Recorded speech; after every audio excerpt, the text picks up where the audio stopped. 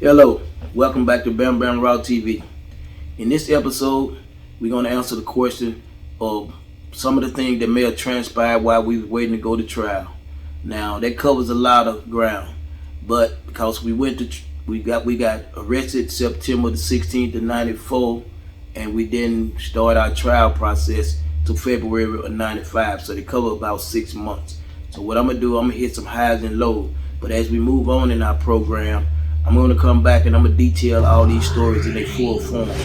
So be patient with me, continue to subscribe, and get subscribers so that we can get these stories out here. Now, as you know, that when we was arrested, we was placed in the city jail because there was so many of us.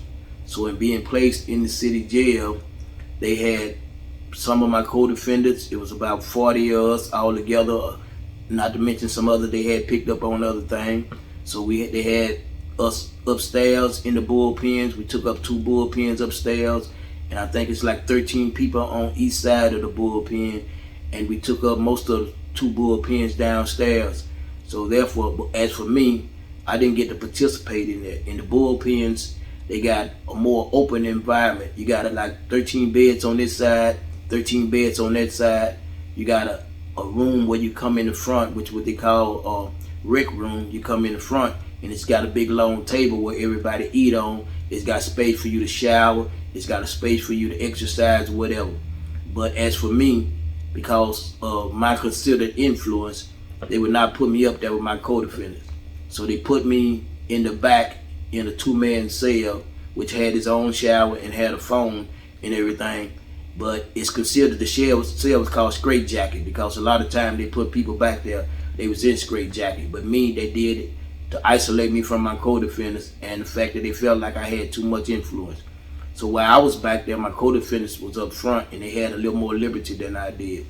I got the opportunity to come up front when I got the visit on weekends. When I got my 1-hour visit, I come up and do my 1-hour visit because I needed to talk to my co-defendant about our case and try to see some of these things that they was coming up against us, and trying to find out some of these stories that we was hearing that we had no knowledge of ourselves. So in doing that, when my wives used to come up, I'd spend 10 minutes with each one, and then I'd leave 20 minutes to go back there and talk to my co-defendant pertaining to the case. And once I get the update from them and everything, how everybody doing, I had 2 of them that had been incarcerated at that time. So I had 2 wives in jail, and the rest of them used to give me a report. They checked on the others, and once I got all of that, I went back there and got on top of my case with my co-defendant, because at that time I had an engagement going on, which means that I was getting married to that case. That case was finna be my life, trying to defeat that case, and everything else was finna basically be put on the back burner, because that was going to prevent me from getting out there, taking care of my people, doing whatever the things that I felt I needed to do. So it took priority over everything. So when I come up, I spend 20 minutes talking to them about the case. We'll discuss the case and going on try to find out things that we can disprove that they saying. Then I go back to the back. Now when I go back to the back, I'm in the cell by myself.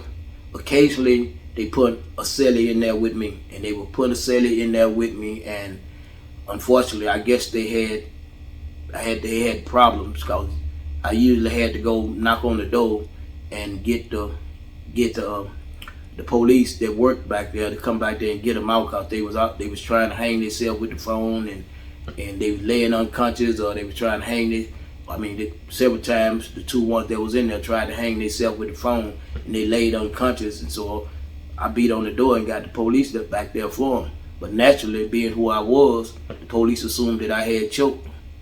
So that went against me and everything. So that was kind of hard. So I basically was isolated back there. And the only time I really got to mingle with my co-defendants or see anybody from an angle I got to see people through the window. I got to talk to my co-defendant about my case close up, or talk to anyone close up when I came up front. So now, but because my room was back at the back of the city jail at the top, people actually, when I first got locked up, they just come out there and park in the parking lot. They just come park in the parking lot, drink, and talk to me, be hollering at me through the window, talking and everything. I had ladies coming up there who, a lot of people didn't know my name. They said that once they learned my real name, Wife number 3 told me they were naming children after me and different stuff like that. So I basically had my 15 minutes of fame. And I had my 15 minutes of fame. They was coming hollering at me, and people were writing me and sending their phone numbers, and I was just killing time back there. I was trying to find anybody who knew anything that could assist us with discrediting some of these individuals on our case with some of this fictional stuff that was being said. So that was one of my reasons for reaching out in so many different avenues. But as I continue on back there, we had a few.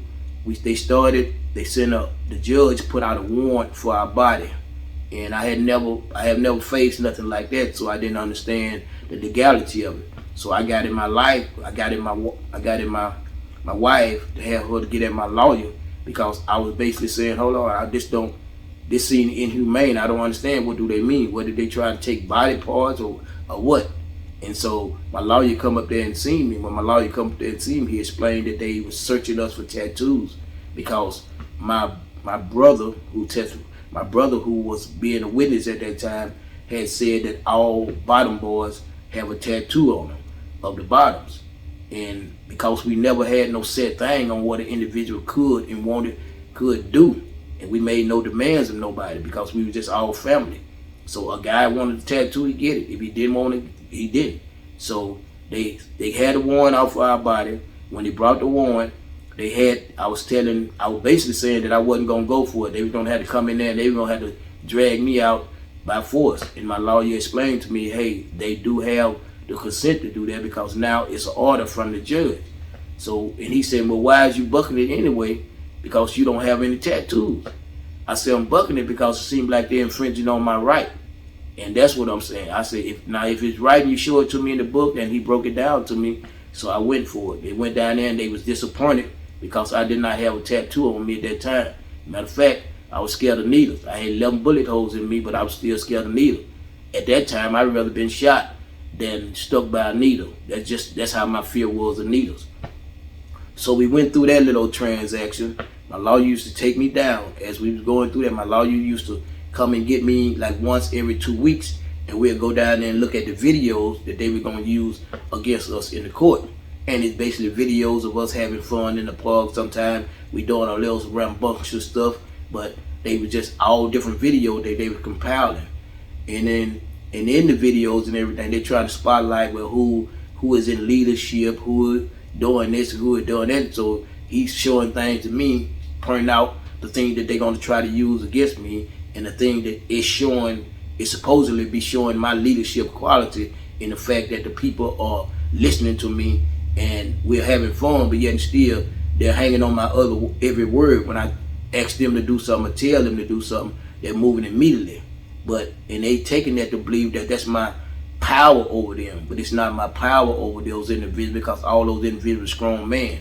It was the love and respect that we had for each other, and that they had for me, based on the thing that I had invested in their life, whether it was good at that time or not. It was what I had to offer, and I gave it to people willingly. And so as we move forward, we go on down. We had an incident in which my lawyer told me, he called me down to see him, and I did not understand why he had called. He usually give me a warning, and all of a sudden he come and he called me down to see it. And as I mentioned in the podcast with John Bertha, he called me down to see him. I go down to see him, but when I go in there, they got the DA. They got my lawyer, the DA, and people think I tried to slap my lawyer. That's what they said at the time, which was true. But he had the DA in there. He had an officer standing outside, because it was supposed to be private. And I go inside, and my lawyer sitting down with the DA, and he tell me, DA got a deal that he got for you. And I said, I'm like, what deal? He said, in this deal, he want to offer you the opportunity to verify some stuff against your co-defendant Goat and Dunn. I said, I don't fool them individuals like that. I don't know nothing about them to the point of what they do and what they don't do. I only know what I do. So he said, well, all you need to do is verify this stuff, testify to these things that we got in this little booklet he had pertaining. I had to say a certain amount of stuff pertaining to Dunn and a certain amount of stuff pertaining to Goat. And I guess they had it all mapped out because I never got the chance to open the book to see. So I stood up and I said, what you saying? You want me to fabricate something? You want me to get up here and lie and give these men time that I don't want? He said, well, if you wanna go home, you need to start thinking about yourself right now and going on. He said, we know that you know everything that go on, even though you don't participate in it. So you could be a big help to us and a big help to yourself. At that time, I stood up, leaned on the table like I was trying to lean close enough to actually hear him. So I raised up. When I raised up that time there, I tried to slap my lawyer. When I tried to slap him, I don't even think I touched him, may have brushed him. Anyway, so both of them, the lawyer and the DA fell down like I had knocked them out. So, and the police ran in there, wrestled me down. They wrestled me down, put handcuffs on me, and took me back to the cell. So at that particular time, I had, from that point on, I had to wear handcuffs whenever I see my lawyer.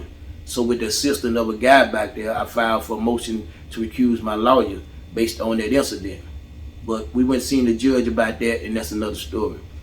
As we continue and we start preparing for the trial, when they used to take us for a pre-trial hearing, the motorcade, they used to do us in a motorcade. They had like eight black Tahoes that had 2 police cars in front of it, 2 police cars in the back. They actually would block out all the streets from the city jail to the federal courthouse. Anybody, based on what I heard them say, anybody who would have jumped in front of that motorcade, even if they jumped in front of that motorcade just to try to get in front of the police or make a cut, they had orders to ram those people and shoot them, shoot it up, because they was suspected either people was going to be trying to break us up or try to give us our liberty, free us from what was going on. So they was taking it very, very serious. And like I said again, it was our 15 minutes of fame, and we was going back and forth because we like, hey man, this on. We actually was saying to each other, hey, this on, man, this something like the president motorcade. They put more protection on us or whatever than the president. So they take us back and forth. There we get there, we go for pre-trial things. We argue a few things. We up there about 15 minutes, and they take us right on back. So I get back to, as you know, I get back to the city jail. Now I'm waiting for the opportunity to come up front to discuss everything that went down with my co-defendants. So, I mean, I get up there. Sometime I would cut the visits with my wife short just to go back there and get on top of our case. So as we steady find out different things about our case, I know they probably, me and my co-defendant, we would go over the case and everything. Then I'll go back and I'll make some phone calls, see if we can find anybody who can verify that this is a lie or this is a lie.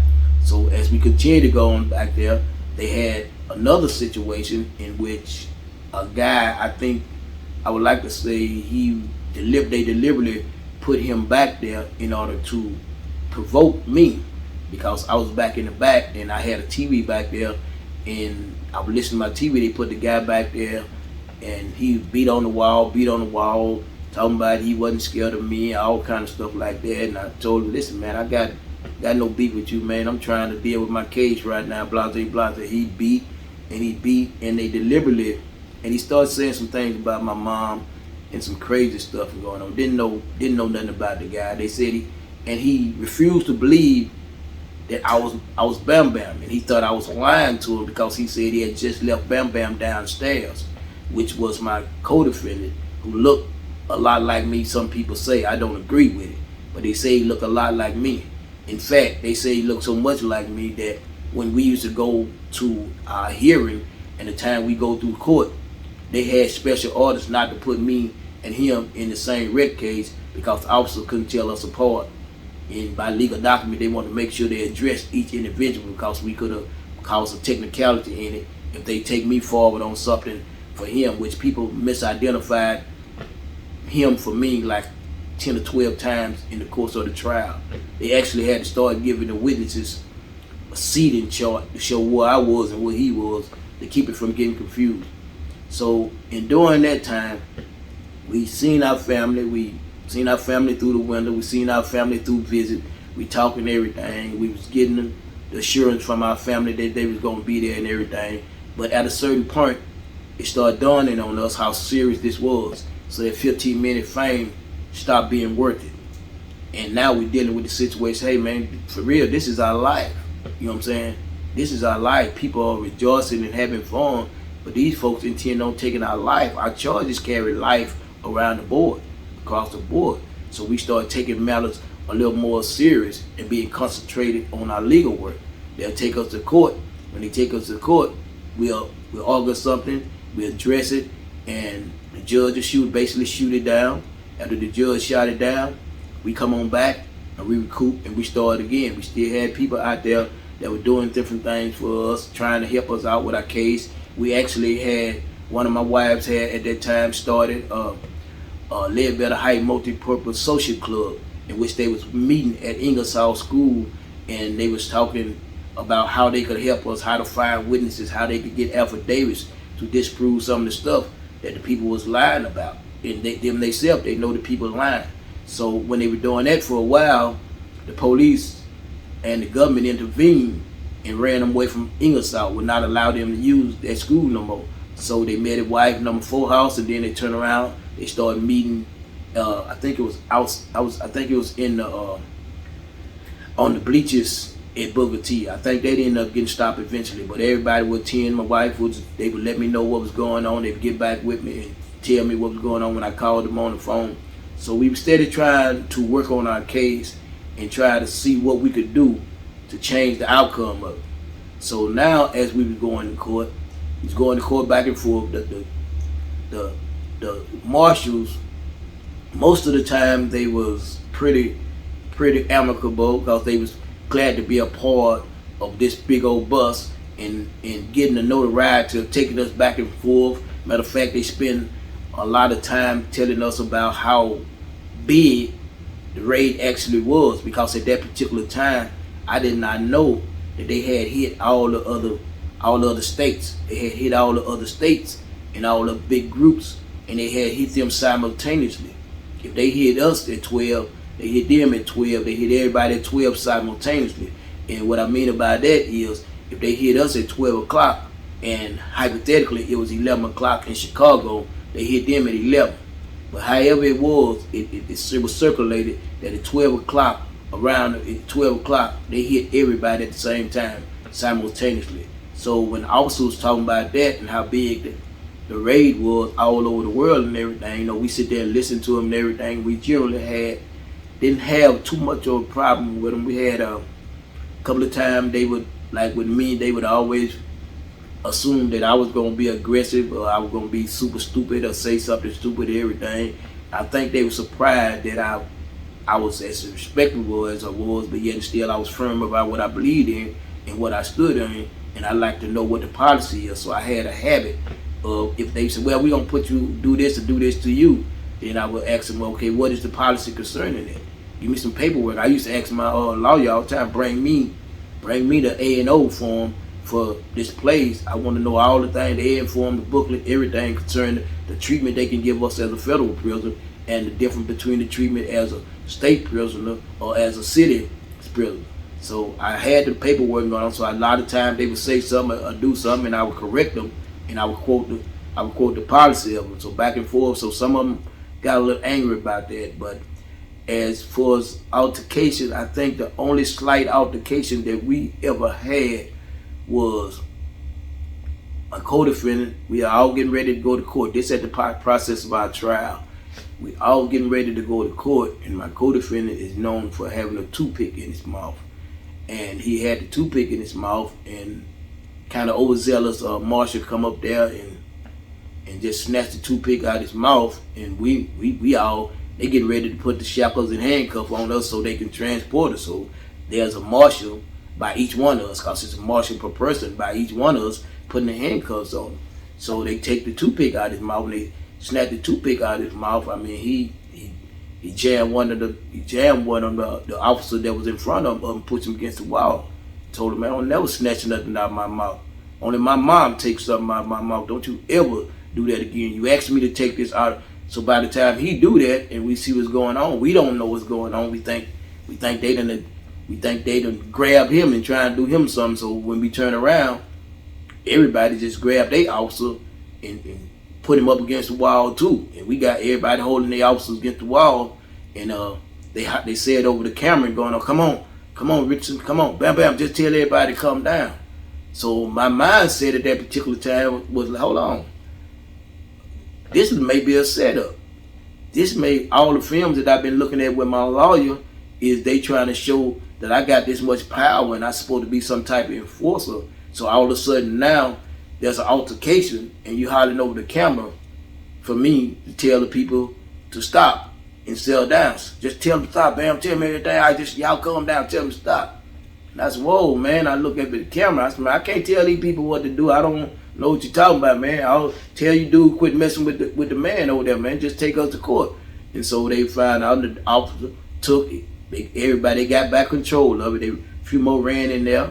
We stood down. They got back control of it. They took my co-defendant toothpick and they rolled it up in a napkin and told him and put it in their pocket and said, hey, we'll hold this over here till you get over there, but we can't let you transfer with it because it could be used to pick a lock. And my co-defendant said, that's all you had to tell me. But don't reach up for my mouth like that. Don't do that. Don't never disrespect me like that because I'm a man. I respect y'all. Y'all gonna respect me. So we went to court. We went on to court that day. And as far as going to court, we was all in restraints, unbeknownst to, supposed to not be known to the juror. Because if they see you in prison gear or they see you in chains, there's automatically a presumption of guilt. So you're not supposed to go to trial in that manner at no time. So what they did was they built a choir-like stage that blocked our front, and they blocked our front up and down, all the way up to all our co-defendants. They had Dunn, Gold, and me up front, and they had all the rest of our co-defendants lined up behind us like a choir. We had a seat with a microphone and everything. Our lawyers were seated right next to us. They had us three sitting up here up front to basically to show the pyramid of the way they had the case already drawn up. So they actually put us in a situation that made it look like, although we had no control of it, made it look like, okay, those three is in control and everybody else behind them. So, we had no other choice but to sit in those arrangements. So it's sitting in those arrangements. They bring us our hands. They take the shackles out of our hand and leave those so we can use on the desk so we can write and we can work the microphone and the other thing. But they left the shackles on our legs. And what they used to do, they had a hook that come up off the ground. And they used to hook our shackles to the hook and lock them down. So therefore we was actually locked to our spot. We couldn't move. That's why when the jury would be in, we have to sit, and when the jury leave, they have to come take our shackles off us and unloose us and let us go back to the back to eat or do whatever.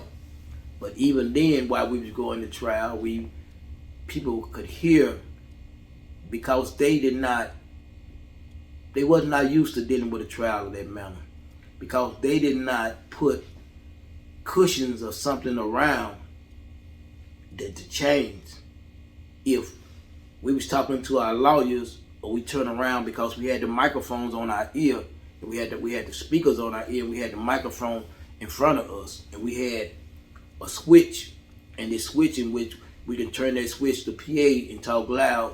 We can turn the switch to court and talk to the judge. Basically, we could sit here and we could turn it to 1, and that would be Dunn. Turn it to 2, that would be me.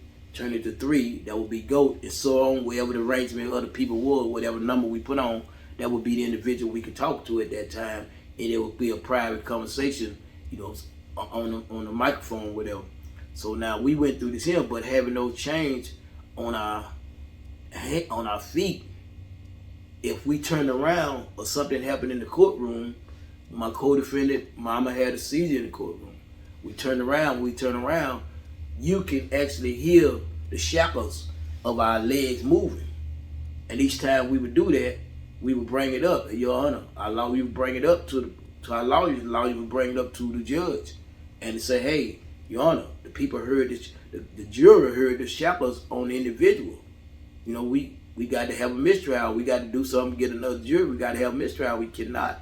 That's a violation. And the judge would call in the jurors, and he would poll them on it, and he would ask the jury, say, jurors, at the time that interruption was happening in the court, did you hear anything out of the ordinary? Now, did you hear anything out of the ordinary? And he said, and they like, no, Your Honor. So you didn't hear anything out of the ordinary? And then they like, no, we didn't hear nothing out of the ordinary. Okay then. So he did each thing. So he said, okay, well, no grounds for mistrial, a new jury on that. Turn around again. On this situation here was one of my co-defendants during the course of the trial. 13 days into the trial, my co-defendant had a seizure. So when he had a seizure, he jumped up having a seizure, and we looked and we seen the police was running over there to him and had him. And when the police run up there to him, it looked like the police was shaking him, but he was shaking from the seizure. So all of us just naturally respond because we all family, and so we all jicking trying to get over there. Like, wait man, what you doing to him? What's going on? What's going to him? But at that time, the jury again hearing our shackles. They hearing our shackles. They seeing us being concerned about our co-defendant. So when they usher the jury out of here, they can't move him. They holding him in front of the jury going on, look like they tussling with him, but they trying to hold him because he having the seizures, and because he's shackled down to the thing, they can't move him and take him and lay him down like they should. So therefore, they had to get the jury out and to do that. That's why we didn't understand what was going on, because they wasn't trying to lay him down and medicate him. They were just sitting here wrestling with him, but they were trying to hold him upright, and we didn't know. So once they take the jury out and everything, our lawyers again say, Your Honor, based on what the jury heard with the change and the interruption going on, so he again polled the jury and told the jury to come in, polled them one by one. And at this time, because the noise was so loud that we made, because all of us jumped to see what was going on with our co-defendant. So the noise was so loud, it was impossible. In that late courtroom, it was actually echoing. All you hear was chains moving back and forth. Sound like you was in a dungeon. So there's no way that they could not have heard that. But I think the judge was well aware of that, because he posed, when he brought each one of them in and posed, he said, now, jurors, Mr. Caldwell was having a seizure. There's no harm. We can't convict a man for being sick and having a seizure going on. But I'd like to ask you this here. You didn't hear anything. You didn't hear any strange noises when this was going on with Mr. Caldwell. And the jury actually, they automatically said, no. He asked each one of those jury. The whole context of the question was not, did you hear anything, but that you didn't hear anything. And naturally, being the influence of a judge, they went along with him, not to displease him. And we sit there, we looked at that, there was nothing more we could say. Then they had a couple of disruptions in the courtroom, in which they had a girl trying to give her number to the bailiff, not the bailiff, but the bailiff to give to me. And so she was approaching where the bailiff was, and they got scared and a little suspicious, so they kind of surrounded her. Bailiff I ended up getting the number, but that was a disruption. Then one of my co-defendant mama had a seizure, but we also had another disruption in the courtroom when we had several more. One of the disruptions in the courtroom was when an individual was testifying against me, and he was claiming that he seen me go to a lot of the different stores in the neighborhood, and the store owners was paying me draft. He was saying that I would go in there and come back with a lot of money, and I would show him the money, and I was saying, hey, this is what they had to pay me to stay open, which was a fictional lie. And he also stated that me and him used to ride around. At that time, everybody knew I drank gin, and so he said we used to ride around and drink gin and smoke weed all day. Now, everybody who know me know that I have a zero tolerance for weed. My homeboys actually do not even allow me to inhale it. I can't even, if they smoking it around me, they gonna get somewhere, because unfortunately, at a younger age, when I did try it, the results was that my short man complex came out, and they said I started a fight with everybody over 6 feet tall. So therefore, when he said that we were riding, smoking weed and drinking gin and collecting this money from all these different store owners. When he said the weed part, everybody like, what? You can hear the whole courtroom like, man, get out of here, what, Bamm? So now the judge had to holler, hey, quiet in the court, I'm gonna clear the courtroom. So now when you can actually hear the people saying, man, that dude lying, that dude, come on, man, Bamm don't smoke. You can hear that, and the prosecutor heard that also, and he know the jury heard this here, and they quieted everybody down and said they were gonna clear the courtroom. So now the prosecutor go up and have a sidebar meeting with the judge. So when he have a sidebar meeting with the judge, he called my lawyer up, and he tell my lawyer, tell your client, if he do any more hand signals or anything that disrupt this court again, then I'm gonna start considering putting him in the basement and let him be in the basement and watch the trial on television while you defend a empty seat. So my lawyer come back, and he, instead of him just say, hey man, the judge, he come back and tell me, hey, you can't be. I said, hold on, man, you sitting right here with me. What did you see me do? I said, those people are reacting to the lie that the dude is telling on the stand. I got no control over that. He said, well, the judge still feel like that, the way that you acted, the way you reacted to it, made them act. So I said, I'm not supposed to be shocked when the individual get up here lying on me. And so he said, well, we just want to stop you from going down to the basement. So we went on, and as we went on, continuing trial, we had different witnesses come up, different things happened. They had one witness that came up, and they were badgering a particular witness, telling him to say when he had said in the grand jury already that I never give him dope, I never sent him to do anything to anybody. All I did was I would fix their cars, I would give them good advice on different stuff, and they continued to badger him about being one of my sons and trying to get him to say that he was telling the folk about my influence and that yeah, he do have influence down there, but they love him because that's what he is. He try to help him, he feed him, he do all this. So it's not like that, but they wasn't getting what they wanted out of him. So they got to badgering him.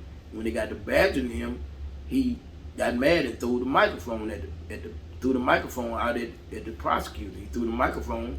He was a white guy. He threw the microphone at the prosecutor. When he threw the microphone at the prosecutor, they stopped the proceeding. The prosecutor went up there again, talked to the judge. They come back down there. They called my lawyer up and said that apparently I had showed some kind of sign that made the witness know that his life would be in danger if he said the wrong thing against me. In my mindset, I'm saying, okay, well, why I didn't do that when all these other people's up here saying the same thing against me? That basically don't even make sense. I said, that's something going on with that individual because he don't feel like telling these lies. I said, but I didn't. So my lawyer tell me then, he said, from now on, unless I was writing and had a pen in my hand, writing something down, the judge said he wanted my hand under the desk, that I could not have my hand out under the desk unless I was writing. If he seen my hands out under the desk and I wasn't writing, that's when he was going to put me in the basement, and I was going to have to, my lawyer kept saying, and I was going to have to view the trial on closed circuit TV while my lawyer defended the empty chair. And my lawyer kept on saying, man, for some reason they trying to get you out of this courtroom. They trying to get you down there away from your co-defendant and everything.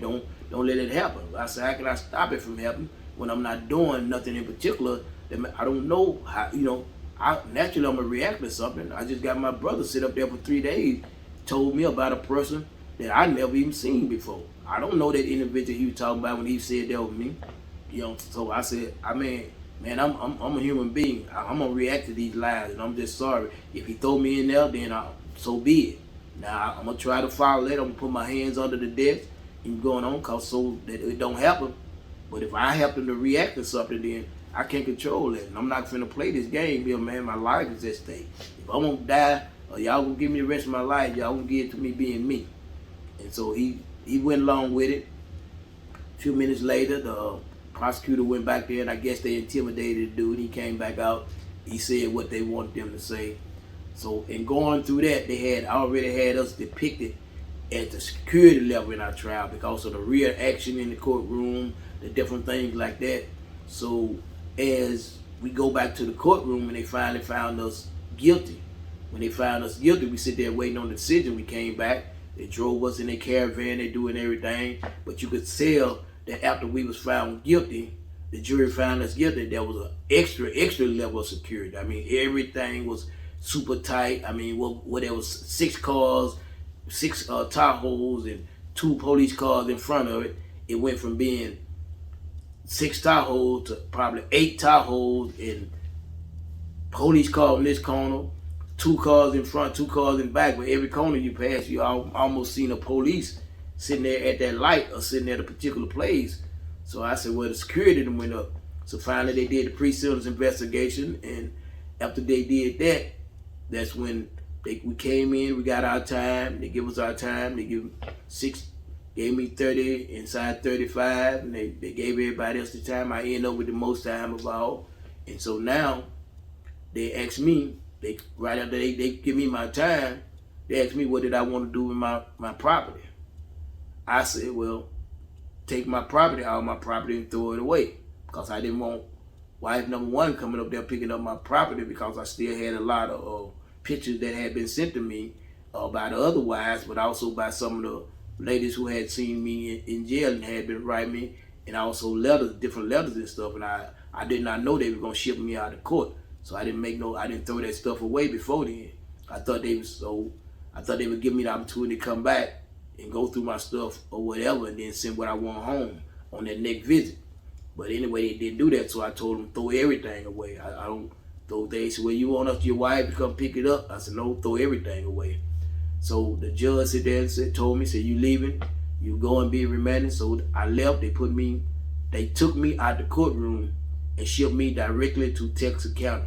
They was afraid that if I go back to the jail, that I would somehow manage to get someone to try to break me out, or else I would have found some kind of way to escape.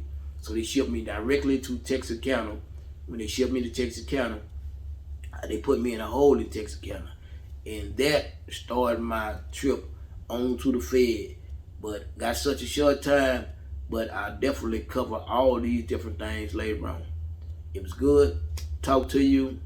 Love you. Bye.